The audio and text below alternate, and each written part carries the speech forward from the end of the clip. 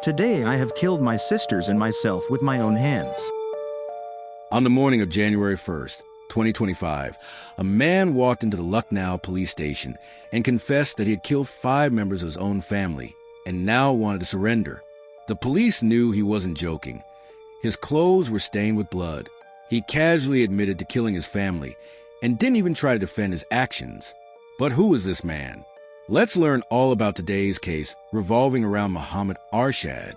24-year-old Mohammad Arshad lived in Agra with his family.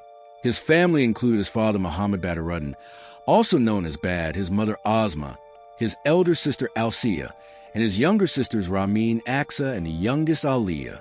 Arshad didn't grow up in just one city. His family constantly moved from one place to another in search of work, sometimes to Sambol, sometimes to Delhi. His father worked extremely hard to provide for the family, doing odd jobs like street vending or working in factories. He was a very good provider and would take up any job to support his children and wife. However, along with this good quality, he had a terrible habit. He used to physically abuse his wife. He would hit her frequently for one reason or another. Arshad had witnessed this behavior since childhood. Arshad had not only seen the financial struggles of his family growing up, but had also seen his father's abusive nature. He had observed the entire process of how his father gradually turned into someone who routinely hit his wife. And this is what Arshad grew up watching. It's often said that children are influenced by the environment they grow up in, and Arshad was no exception. He became influenced by his father's abusive behavior and began treating his own sisters the same way. He didn't just hit his sisters. He also imposed restrictions on his mother, forbidding her from speaking to anyone. Because of this, the women in the family stopped interacting with neighbors or relatives.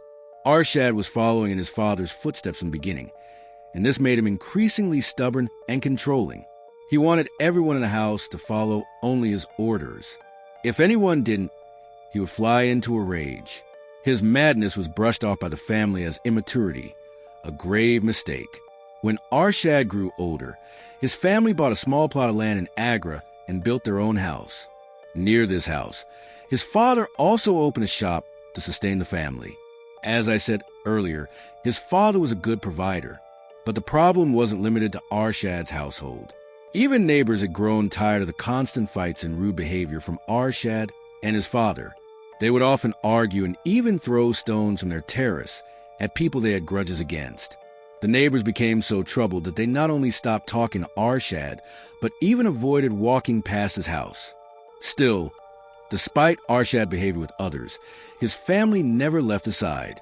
Like many Indian families, they believed that one day their son would improve. And like many others, they thought marriage was the solution. They hoped that after getting married, Arshad would become more mature and start a stable life with his wife. With that hope, on July 28, 2019, Arshad was married to a woman named Chandni. But this turned out to be a huge mistake. Arshad was not someone who could change. After marriage, he began abusing his wife just like he did with the other women in the house. Within a month, Chandni's life had become miserable. After a few months, she realized that it was better to leave such a life than continue suffering.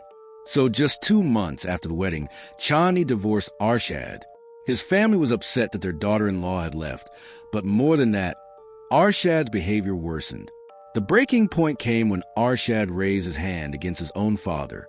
At the beginning of 2024, his father created a will that stated all of his property would be equally divided among his daughters. He also wrote that he wanted nothing to do with Arshad and that there would be no relationship between them in the future. Usually, family property is passed down to sons, and Arshad too had assumed the same, that he would get everything. But when he learned about the will, he was furious. He beat his father severely, and when that was enough, he dragged him to the terrace and hung him upside down from the railing. Arshad had become so uncontrollable and aggressive that even his own family was afraid to stop him. Neighbors had to intervene and save his father's life. After this incident, Arshad's dominance in the house grew. He turned the home into something like a prison, where he was a jailer. He molded his family members to follow his commands. Using fear and intimidation, he gained so much control that no one dared speak against him. This behavior clearly shows how deranged Arshad had become.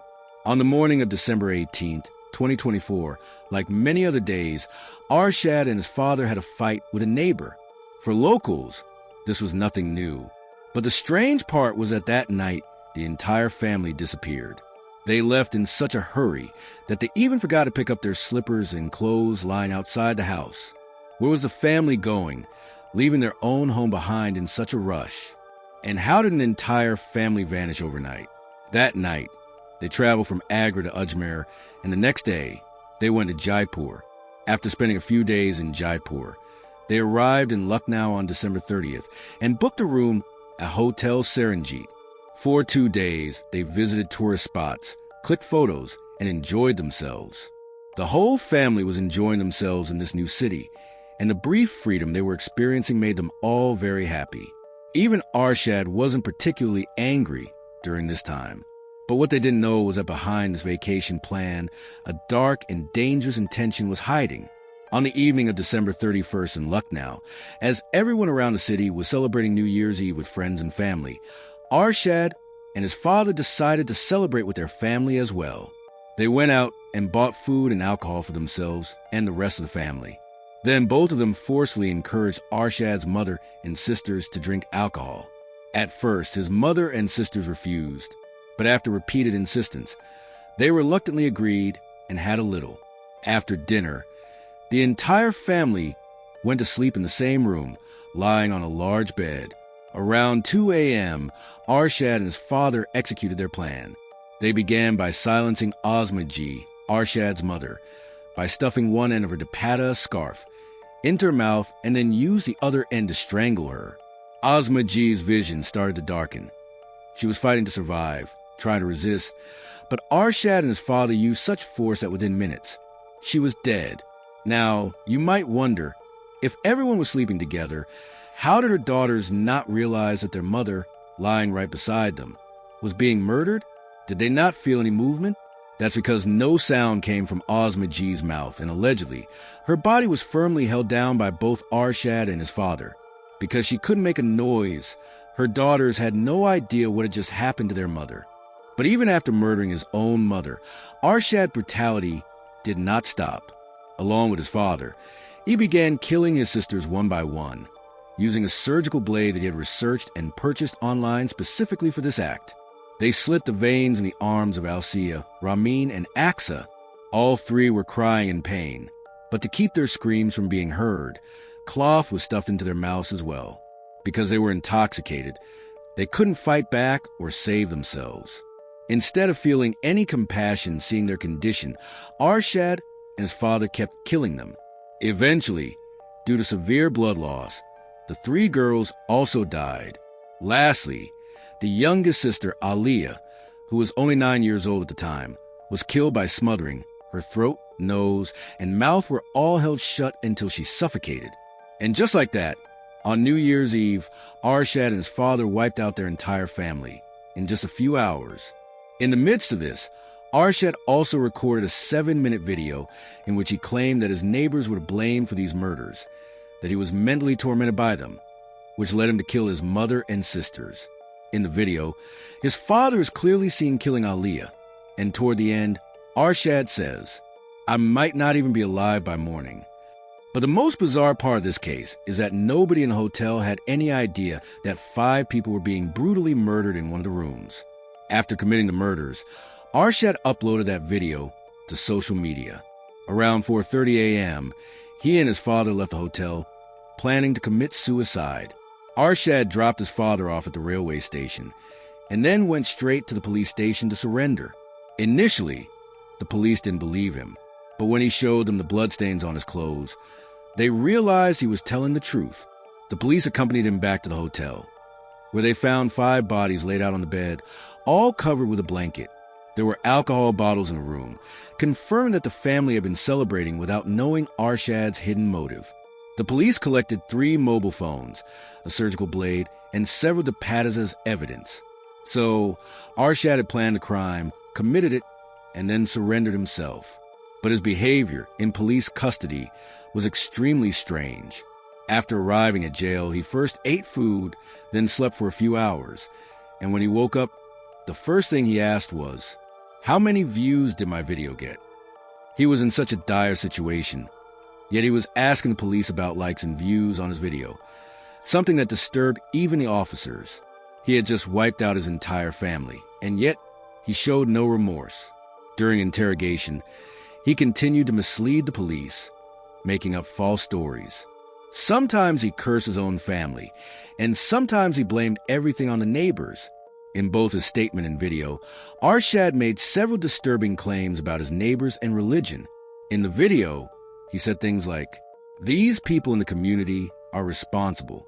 In their attempt to take our house, they've tormented us countless times. We cried for help, but no one listened. We were so fed up with them that we even thought of changing our religion just to live in peace. We prayed, built temples, did everything, but still no one helped us." To verify these claims, the police investigated Arshad's neighborhood in Agra, because Arshad kept saying that he wanted to convert to Hinduism and that his neighbors were stopping him. But when the police found no evidence supporting these allegations, they dismissed his statement. In fact, the neighbors were the ones complaining. They said that they often heard Arshad shouting, threatening to kill everyone. He had a bloodthirsty mindset even before the murders, and that was reflected in his phone's search history as well. The neighbors reported, when he would sit on the roof, he'd scream, "I'll kill them all." If someone ran out hearing the noise, he would shut the gates. No one could get in, and he would throw bricks and stones at people. He'd say things like, "I'll kill, I'll slaughter." We all knew something was wrong. From the 3 mobile phones recovered in the hotel, 2 belonged to Arshad and his father. Both phones had internet searches from days before the murder, on topics like strangulation, cutting throats with surgical blades, and where to buy such weapons online. The police had long suspected that this mass murder was not spontaneous, that it had been planned well in advance. And after Arshad's confession, their suspicions were confirmed. He admitted that when they had first traveled to Jaipur, he had initially planned to kill the women in his family by giving them sleeping pills. But during their stay in Jaipur, the opportunity never presented itself. So they postponed the plan and eventually executed it in Lucknow, replacing the sleeping pills with alcohol. At this point, Arshad believed that his father had already committed suicide at the railway station that same night. But the moment he learned that his father had gone missing instead of dying, he stopped cooperating with the police. In reality, his father, Badaruddin, had been on the run since the night of the murders. He had left his mobile phone behind at the hotel to avoid being tracked. The last known sighting of him was in Kanpur, but by the time police arrived, he had fled again. Authorities launched a manhunt across Kanpur, Agra, Ajmer, and Sambhal, and they circulated his photo all over social media. A 25,000 Indian rupees reward was announced for anyone who could help locate him. Finally, after 26 days of relentless effort, the police managed to arrest Badaruddin in Lucknow. Just like Arshad, Badaruddin started spinning false stories in front of police. But once the officers became stricter with their interrogation, he began to tell the truth. He confessed that after killing his wife and daughters, he went to the railway station, intending to jump in front of a train. But when the moment came, he couldn't go through with it.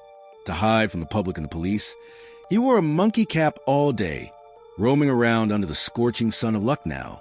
At night, he would catch a train or bus to some village and lie low. He did this for many days, and his monkey cap disguise worked surprisingly well. No one recognized him. Initially, he thought Arshad had also committed suicide, but when he heard that Arshad had surrendered, he immediately started searching for a lawyer to get his son out on bail. He traveled back to Agra, contacted a lawyer, but the lawyer refused to help. He then turned to relatives, but they also rejected him, knowing that police were actively searching for him. Badaruddin was keeping track of the entire investigation through newspapers, and he was making his next moves accordingly. At one point, when the Agra police closed in on him, he fled to Nepal. After spending a week in Nepal, he thought things had cooled down in India, so he returned to Lucknow. But when he found out about the 25,000 Indian rupees bounty, he realized how deep he was in trouble. Before he could plan his next move in Lucknow, an army man recognized him and tipped off the police. The police wasted no time and arrested Badaruddin on the spot. When asked why he killed his own family, Badaruddin gave a reason that even shocked the police. He said he did it to take revenge on his neighbors back in Agra. He and Arshad believed that eliminating their family was the only way to get those neighbors jailed. Their obsession with vengeance was so extreme, they considered it reasonable to murder even their 9-year-old daughter and innocent sisters. That's how deranged this case truly was. The verdict on this case is still pending in court, but I genuinely hope that the evidence, Arshad's confession, the murder tools, and the video leads to a swift and harsh sentence. Now, while this was the main case, something equally disturbing happened around it, and I want to talk about that. Let's talk about the media. Mohammad Arshad's confession video, yes, that one, was used by the media in the worst possible way. And honestly, I don't know what's going on with media in India or with people in general. No one waits for a verdict anymore. In the early days, while the investigation was still underway and not all facts had emerged, the media created a completely false narrative, largely due to Arshad's own misleading statements in his video. In that video, Arshad claimed that he wanted to convert to Hinduism and that his Muslim neighbors were preventing him from doing so. And without fact-checking, the media ran with it. As a result, it ignited further Hindu-Muslim tension in a country already divided on religious lines. That's why I don't even know what to say to the media anymore. Journalism in India has become so irresponsible. But I do have a request for you, the viewers. Please wait. Don't rush to conclusions. Don't say things like, cover the case quickly just for the hype. Waiting just a few days can make a huge difference.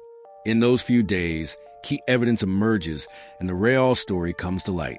It helps us understand what really happened and how we can protect ourselves and our families from such dangers. I get that cases covered during peak hype get more views, more clicks, more attention. But chasing views shouldn't be more important than the truth. You should care about what really happened to this family, or why this man committed the crime, and what the actual court verdict is.